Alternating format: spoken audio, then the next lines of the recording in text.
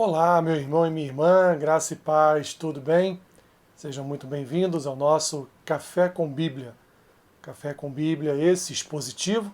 Estamos aqui navegando nas águas, às vezes tranquilas, às vezes não tão tranquilas assim, do livro de Eclesiastes. E hoje nós estaremos aqui fazendo algumas considerações a respeito da segunda parte, aliás, terceira parte do capítulo 3 do livro de Eclesiastes, que vai do versículo 16 ao versículo 22, que diz assim: Vi ainda debaixo do sol que no lugar do juízo reinava maldade, e no lugar da justiça maldade ainda.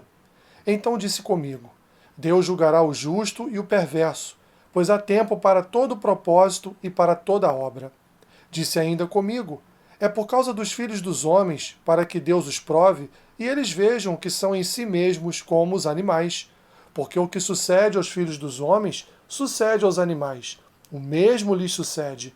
Como morre um, assim morre o outro. Todos têm o mesmo fôlego de vida, e nenhuma vantagem tem o homem sobre os animais, porque tudo é vaidade. Todos vão para o mesmo lugar, todos procedem do pó, e ao pó tornarão. Quem sabe se o fôlego de vida dos filhos dos homens se dirige para cima e dos animais para baixo, para a terra? Pelo que vi, não haver coisa melhor do que alegrar-se o homem nas suas obras, porque essa é a sua recompensa. Quem o fará voltar para ver o que será depois dele? Meu irmão e minha irmã, temos aqui um texto que continua falando a respeito de vaidade, e Salomão, ele, como juiz que foi, julgando as causas do seu povo em Israel, ele observou a multiplicação da maldade na sociedade.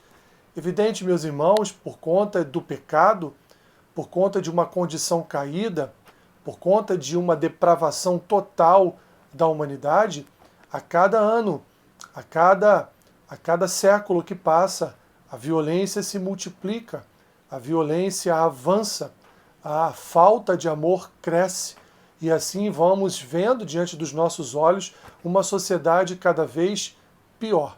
Por isso Salomão aqui diz que essas pessoas serão julgadas, mas não só os ímpios serão julgados, não só aqueles que praticam a maldade serão julgados, os justos também serão julgados, porque no juízo de Deus todos passarão por um julgamento. Salomão então ele chega a um resultado dessa depravação total, um resultado surpreendente e verdadeiro, dizendo que nós não temos a mínima diferença, nenhuma diferença em relação aos animais, porque viemos do pó e ao pó tornaremos, assim como todos os animais, assim como a natureza um dia morrerá, assim como uma flor morre, assim como uma árvore morre, assim como um animal morre, também morre o homem.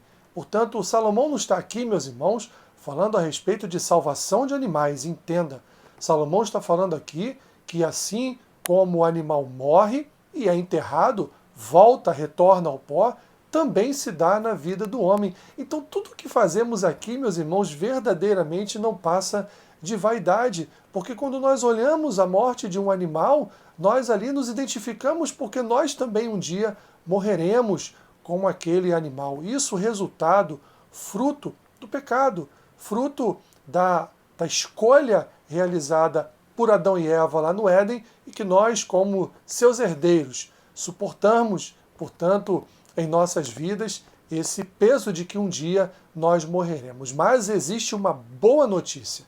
E a boa notícia, meus irmãos, é que em que pese os nossos corpos serem enterrados, em que pese morrermos para esta terra, para esta vida como os animais, nós, meus irmãos, seremos alcançados pela fé em Cristo, já fomos alcançados pelo poder salvador do Senhor e Salvador Jesus Cristo.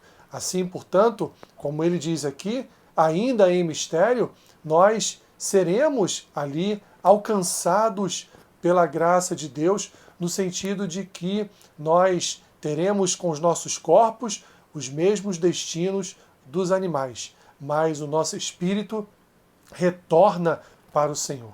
Ele volta para o Senhor para vivermos um futuro eterno diante de Deus. Salomão fala aqui, neste pequeno trecho, essa terceira parte do capítulo 3, ele fala do juízo de Deus, ele fala das vaidades da nossa vida, que nós somos vaidosos e nem nos tomamos conta de que nós temos o mesmo destino dos animais. Nós morremos também como os animais morrem. E Salomão então vai aqui, meus irmãos, terminar nos últimos 2 versículos, ele cita para nós um grande mistério, né? E ele faz uma pergunta: quem sabe se o fôlego de vida dos filhos dos homens se dirige para cima e dos animais para baixo, para a terra?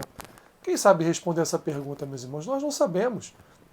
Não sabemos de fato o que acontece depois da morte. Sabemos sim que todos seguirão para juízo. Mas há mistérios envolvidos em tudo isso, meus irmãos, que nós não sabemos responder. Então Salomão está aqui deixando para nós uma pergunta, um mistério diante do que acontece após a morte. Eu creio que nós certamente passaremos pelo juízo de Deus, como todos passarão, mas estaremos na eternidade com o nosso Senhor, porque é isso que as Escrituras nos ensinam. Mas não foi isso que ele quis dizer.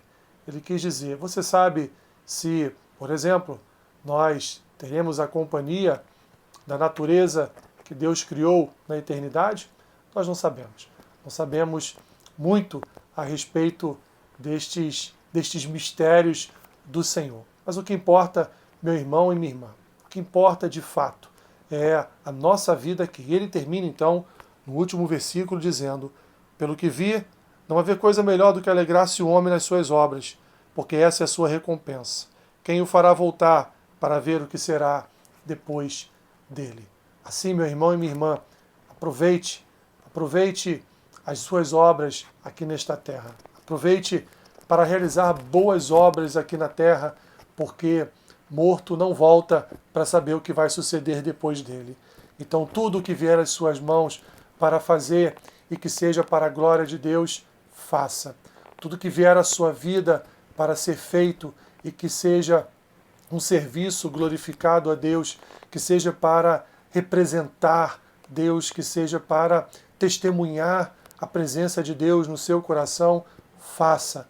Porque depois, meus irmãos, que morremos, não podemos fazer mais nada. Ninguém realiza boas obras depois de morto. Então, enquanto há fôlego de vida em nós, enquanto há forças em nosso ser, realize, portanto, boas obras. Faça com que Deus seja muito bem representado pela sua vida e que você seja um testemunho de que, de fato, Cristo habita no seu coração, o Espírito Santo habita em ti. Que Deus te abençoe, rica e abundantemente.